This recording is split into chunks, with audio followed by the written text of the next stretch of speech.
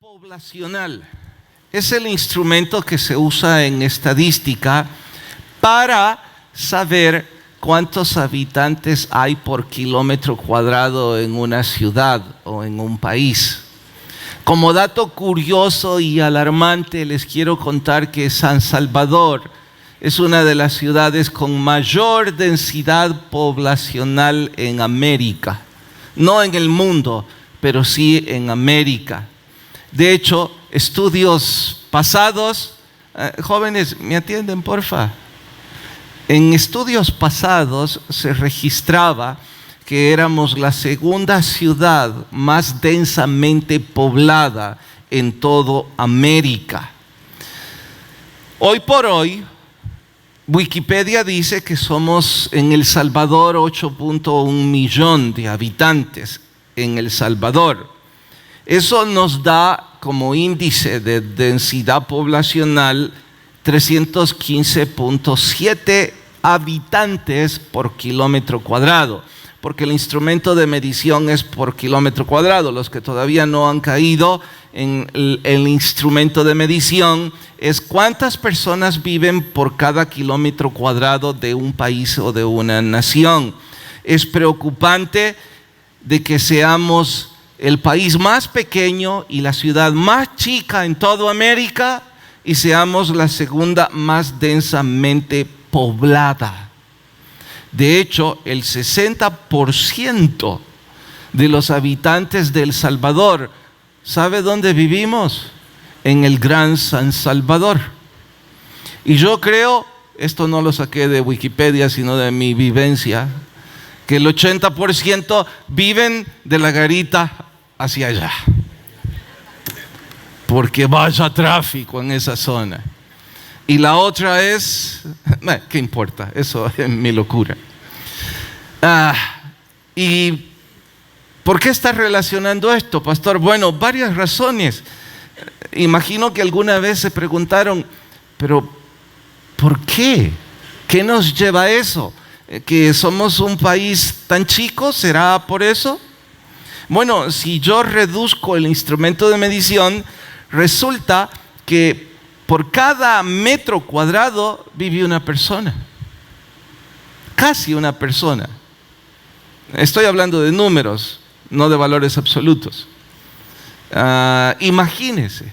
O sea que si habláramos de que vamos a repartir El Salvador de forma equilibrada y balanceada y de forma justa, mi casa debería tener 1 kilómetro cuadrado. Entonces todos tendríamos exactamente lo mismo en este país. Es una locura, ¿no? Sí, pero ¿qué fue lo que sucedió especialmente en el Gran San Salvador? Los que tienen mi edad, supongo de sobra saben que allá por los 70s y 80s muchos abandonaron los pueblos en donde nacieron. Lugares bellísimos, lugares hermosos. Como simple ejemplo cito 2 que la mayor parte conocemos porque se han convertido en lugares turísticos. Suchitoto es un sitio hermoso, su lago, el valle y qué sé yo cuántas ventajas más, pero deben saber que para la guerra, pues una cantidad increíble de los que ahí vivían tuvieron que salir por los horrores de la guerra. Y así sucedió en diferentes ciudades. El horror de la guerra fratricida hizo que huyeran o que emigraran hacia los Estados Unidos, hacia otros países o, en su gran mayoría, al Gran San Salvador. Claro que no estaban seguros aquí, pero era peor seguir soportando los horrores de ambos bandos en las montañas o en los cerros de nuestro país. Este fenómeno es uno de los que provoca esa densidad poblacional. Les tengo que contar que también la estadística demuestra que este no es un fenómeno exclusivo de nuestro país, sino que han sido varias las culturas en la historia de la humanidad que se han visto obligadas a emigrar o a moverse a una ciudad ya poblada o a lugares que no ofrecen las ventajas que ofrece el campo por los horrores de la guerra o por cosas parecidas. Esto es una buena ilustración para la historia de lo que estaba sucediendo con los recabitas, así llamados por su padre Recab o Jonadab, que fueron los que originaron este grupo tribal.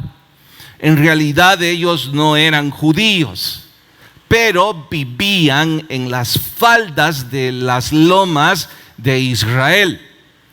Y su sociedad nómada fue transpuesta, tratando de usar vocablos de Luis, fue cambiada precisamente por los horrores del tropel del ejército de Babilonia. Esto es en el contexto de Jeremías, desde luego. Recordarán que el ejército de Babilonia había sitiado a la ciudad santa. Eso significa un cerco militar alrededor de las montañas, lugar donde ellos ponían sus tiendas. El tropel y el asalto de los babilonios les hizo moverse hacia la ciudad santa, no porque fuera el lugar más seguro, es porque no tenían otra alternativa. Y nuestro asunto no es que provocaron una densidad poblacional en la ciudad santa. Nuestro asunto es que Jeremías tiene un asunto con ellos, tiene algo que tratar con ellos, y de eso se trata nuestro sermón de hoy, titulado Los Recabitas. Vayan a Jeremías capítulo 35. Jeremías capítulo 35. Por favor, les ruego de nuevo se pongan de pie cuando la cita encuentran. Capítulo 35, libro de Jeremías, nuestro estudio de hoy, los recabitas. Qué bueno por los que nos visitan por primera vez, bienvenidos. Por favor, si hay alguien cerca de usted, ayúdele con la Biblia para que puedan leer. Los que tienen meses o años de venir a la iglesia, no sé cómo animarles a que ocupen la Biblia, que es lo que aquí hacemos, estudiarla. ¿Listos?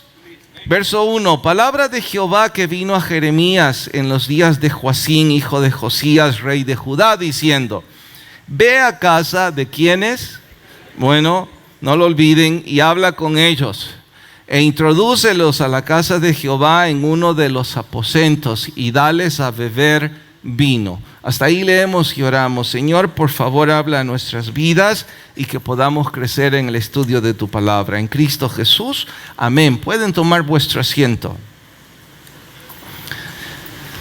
Ya hice una comparación del por qué algunos grupos tribales o familias, como es el caso de nuestro país, se mueven a una ciudad y provocan la densidad poblacional. Ahora les pondré un ejemplo muy cercano en nuestros días a lo que fue la comunidad de los recabitas. Yo ocuparé algo un poco más conocido, es los menonitas. Y por supuesto no es conocido en El Salvador, pero sí es muy conocido en Belice, en México, en Holanda y en Canadá y algunos otros países en el mundo como Brasil.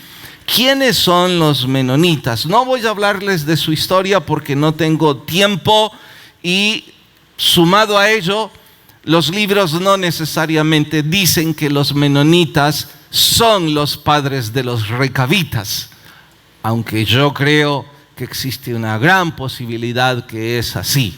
¿En honor a qué? Les explico.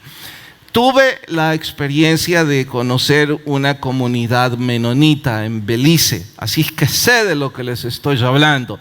De hecho, nuestra iglesia tiene una iglesia filial. El pastor de esa iglesia estudió en el seminario, es un buen amigo, sigue siendo pastor. No es la iglesia en la comunidad menonita, sino a la par, porque los menonitas no permiten a ningún extranjero ni vivir ni comercializar en sus tierras. Ellos con un buen corazón, han ayudado a nuestro pastor en la frontera de la comunidad. Allí compraron un terreno, lo donaron para nuestra iglesia y están apoyando a nuestro pastor de una forma increíble para que él sea pastor hacia la comunidad latina, no a la comunidad menonita. ¿Por qué no? Bueno, entre otras cosas les puedo contar. Ustedes deberían, les sugiero, busquen un documental en internet, hay cientos, pero los más conservadores de los menonitas son comunidades religiosas fundadas en la Biblia. Entre algunas de sus prohibiciones es que no usan tecnología, no permiten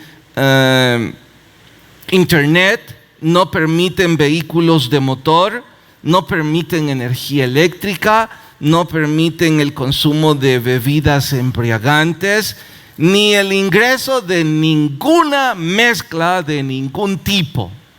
Nadie se puede casar con un menonita a no ser un menonita.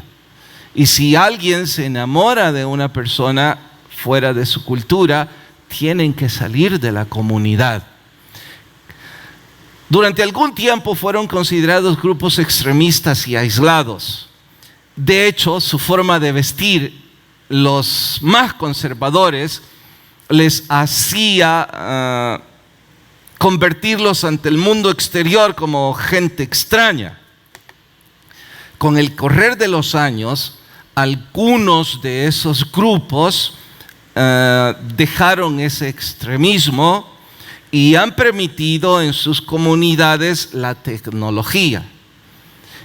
La comunidad que yo conocí es una de esas, en donde sí le han abierto las puertas a la tecnología con cierta reserva. Ellos usan la tecnología con fines benéficos para sí mismos y también cambiando la sociedad hacia el exterior. Eso ha propinado que la opinión que el mundo tenía sobre esos grupos esté cambiando. Yo puedo darles fe. Además, la historia lo dice, aunque no me quisieran creer. Escuchen esto. Belice es uno de los países que comparte con Managua la pobreza en América. Y no solo la pobreza, sino también la miseria y el rompimiento del tejido social de forma alarmante. De hecho, hasta hace 5 años, la pobreza, el desempleo, la prostitución, índices en Belice como en ninguna otra ciudad en América. De hecho, el país con mayor contagio de SIDA en América es Belice. Significa que, y eso debido a los Cayos, es uno de los lugares más turísticos del mundo. Pero una de las advertencias que gritan los paquetes o las compañías y agencias de turismo es: cuidado con la prostitución, cuidado con la promiscuidad sexual. Es el país con mayor contagio de SIDA en América. Bueno, significa que buena parte de ese país hay desolación, suciedad, tristeza. Cuando uno va en el vehículo puede ver en las calles, en los extremos, tanta soledad, miseria, hombres y mujeres en la calle sin hacer nada, apenas vestidos. De repente, mientras uno va hacia el norte y sin permiso, porque no hay ningún tipo de frontera, ni ninguna puerta, ni ningún policía, uno pregunta: ¿este es otro país? Porque deja la miseria y el color triste por un increíblemente bello jardín. extensiones de cultivos como jamás hemos imaginado, sembradíos, y uno no puede más que preguntarse, ¿por qué aquí es diferente? ¿Es que aquí es clase alta, allá es clase baja? No, la diferencia es que se entró a la tierra de los menonitas. Son varios los líderes de la iglesia que me han acompañado y estoy seguro pueden preguntarles y compartirán conmigo. Es un paraíso, literalmente. Cada casa tiene su propio cultivo, su jardín es su propia finca. Ellos producen su comida, ellos producen petróleo, ellos producen energía eléctrica, ellos producen todo para sí mismos. Para ellos decir, tengo una granja, significa ir a la parte de atrás de su casa y encontrar una granja de pollos de 9,000 pollos. Ir a su granja en donde crían cerdos significa encontrar cerdos, y sé que me dirán, está exagerando, de este tamaño. Son animales que parecen a nuestras vacas. Se sorprende cuando uno descubre que en el otro lado del jardín tienen su propia avioneta, casi en cada casa. Porque ellos ocupan las avionetas para regar sus sembradíos. Sus hijos, antes de los 16 años, aprenden 5 idiomas. No van nunca a la escuela. Hablan 5 idiomas. Hablan inglés, español, francés, alemán y alemán bajo, que es el que se habla en Holanda. Y no me han contado, los he puesto a prueba. No porque yo hable estos idiomas, sino porque soy entrometido. Y he bromeado con los hijos y les he dicho, oh, vaya ahora decímelo en alemán. No conocen la escuela porque las escuelas son sus propios hogares. A las 4 de la tarde usted no encuentra un restaurante abierto, porque es prohibido trabajar después de las 4 a las 5 de la tarde. Nadie. Y si usted pregunta, ¿pero por qué? Porque es tiempo de familia. Todos tienen que ir a compartir con su familia. Nosotros casi nos quedamos con hambre, porque aunque nos muestran mucho amor y cariño, no podemos dormir en comunidad menonita. Ellos nos llevan a un hotel fuera de la comunidad menonita. Y el hotel más cercano de donde está la iglesia nuestra, el jardín tiene un leopardo enfrente. No estoy bromeando. Y su jaula, la altura son 2 metros. Lo primero que uno dice, y este animal no va a saltar y no va a comer. Luego piensa, quizás es menonita también, por eso lo tienen así. Bueno, no tengo más tiempo, basta con decirles esto. Es un paraíso. Ellos producen el pollo, el banano y la electricidad de casi todo Belice. Increíble, ¿no? Por eso les dije que comunidades como esta han hecho cambiar la opinión de los menonitas en el mundo. Ya me encendieron la luz y no he empezado. ¿Por qué hacen eso ustedes, hombre?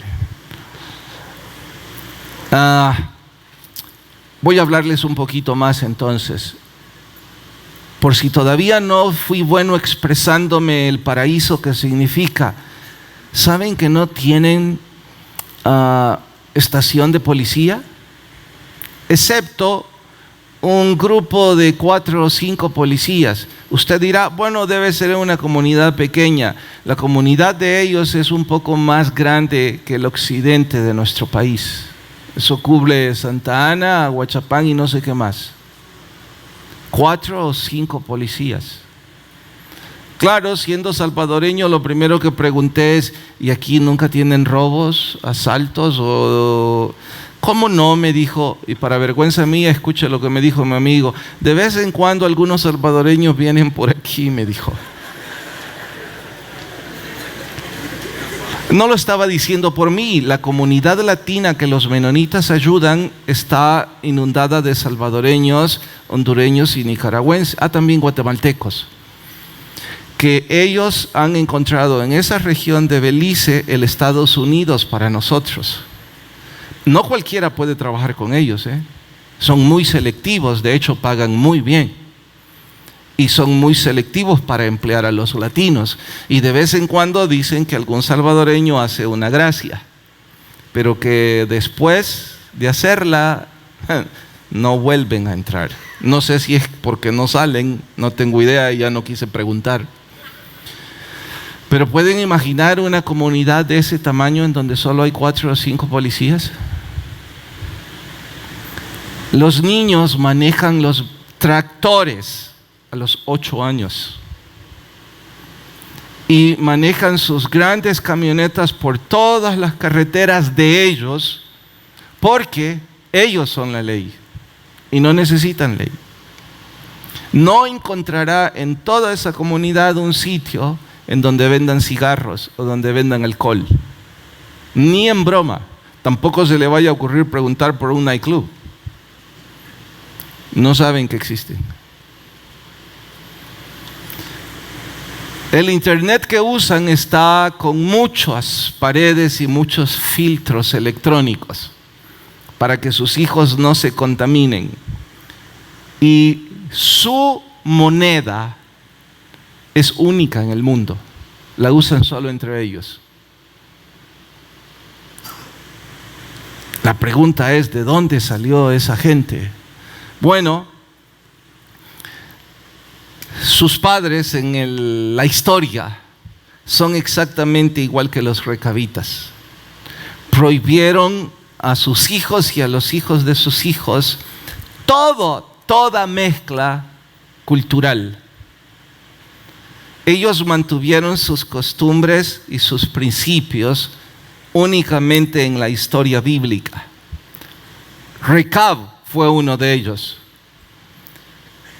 Entre las peculiaridades que no les hablaré hoy por falta de tiempo, es que los recabitas no podían trabajar en la agricultura. Claro que uno se queda boquiabierto y entonces ¿de qué comían en esa época? Bueno, la caza y la pesca, obviamente, en las montañas, porque ellos no podían trabajar en la agricultura. ¿Por qué? Porque eso los habría empujado a cultivar el vino, que era lo que más producía en esa época la campiña de Israel. Los viñedos, además de producir dinero, belleza, un clima único, les puedo asegurar, los viñedos son lugares hermosísimos. También fuimos invitados a Ensenada, en donde los viñedos son extensos. Lamentablemente, cuando fuimos a esa conferencia a predicar, no estaban los frutos todavía en ciernes, sino que nomás vimos los arbustos, y aún así es increíblemente bello. Pero Recab prohibía a sus hijos y a los hijos de sus hijos trabajar en los viñedos. ¿Por qué? Porque los viñedos propinaban el intercambio comercial con naciones paganas. Porque los viñedos propinaban a Noé emborracharse y cometer incesto. Porque los viñedos propinaban a los reyes convertirse en vagabundos. Entonces, Jonadab y luego Recab, intentando poner una especie de escudo, prohibieron todas esas cosas a sus hijos. En ese contexto, Jeremías los invita al palacio de Dios, porque ya les dije, debido a los horrores que el ejército de Babilonia les estaba propinando, se tuvieron que mover de forma temporal a la ciudad. Y ahí es donde nacía nuestro sermón de hoy, que ya se terminó. Porque ya me pusieron el color rojo. No me frustra en realidad. Creo que los que aman estudiar la Biblia van a ir a sus casas a leer todo el capítulo, y eso es lo mejor que pudo haber pasado esta mañana. Que Dios me permitiera ser un inútil instrumento para que ustedes tuvieran curiosidad de escucharlo. Porque nunca lo olviden, cuando nosotros oramos, nosotros hablamos. Pare, por cierto, ¿alguien tiene un amigo que habla y nunca nos deja hablar? ¿Tienen a un amigo así? ¿Verdad que todo el mundo los quiere? ¿Qué van a quererlos? Es que nunca callan. Hablan y hablan. Wow, imagínense aquellos que dicen: yo oro 3 horas, pastor. Entonces me imagino que quizás los ángeles dicen: este nunca deja hablar a Dios. Mira, ora 3 horas, habla y habla. No digo que esté mal orar, y si usted ora 3 horas, quiero aprender de usted. Pero recuerden que en un diálogo es hablar y dejar a que la otra persona hable. Y el punto es que Dios nos habla a nosotros ¿cuándo? ¿Cuándo nos habla? Cuando leemos la Biblia. Bueno, pastor, me habla de vez en cuando lo escucho a usted dando la Biblia. Me dice que usted se satisface con el riesgo de lo que yo puedo trasladarle. Perdonen, pero eso es grave y raya a la mediocridad. Deberían dejar que Dios hable a sus vidas leyendo ustedes la palabra. Así que si tienen la curiosidad de qué pasó con los recabitas, wow, qué hermoso, este día cientos de ustedes van a dejar que Dios les hable a su vida. Señor, gracias por hablarme a mí, gracias por tu palabra. Ruego tu Espíritu Santo toque.